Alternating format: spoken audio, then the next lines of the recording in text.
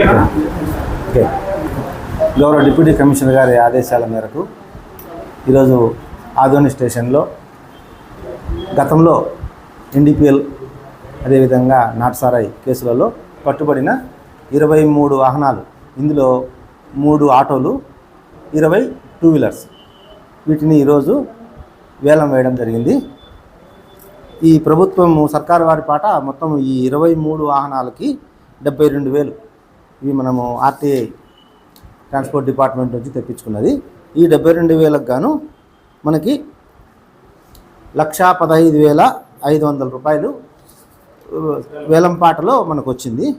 మళ్ళీ ప్లస్ దీనికి అదనంగా GST ఉంటుంది, అది 20,790 రూపాయలు వచ్చింది. మొత్తము 1,36,290 రూపాయలు వచ్చింది. అంటే 72,000 రూపాయల ఈ వాహనాలకి 1,36,290 వచ్చింది. ఇందులో మనకు 60% ప్రభుత్వానికి లాభ రూపంలో ఆదాయం వచ్చిందన్నమాట. ఓకే సార్, ఇందులో స్క్రాప్ బండ్లు ఎన్ని ఉన్నాయి? రన్నింగ్ వెహికల్స్ ఏమైనా ఉన్నాయా సార్?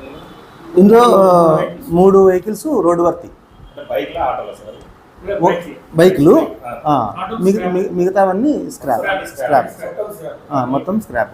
ఈ స్క్రాప్ బండ్లను రిజిస్ట్రేషన్ జరగదు కాబట్టి వీటిని బయటకు తిప్పడానికి ఉండదు. వాటిలో ఏదైనా పార్ట్స్ మాత్రం ఉపయోగించుకోవచ్చు, అంతే. ఏదైనా వస్తువు ఒక పార్ట్ పోయితే అది వాడుకోవచ్చు.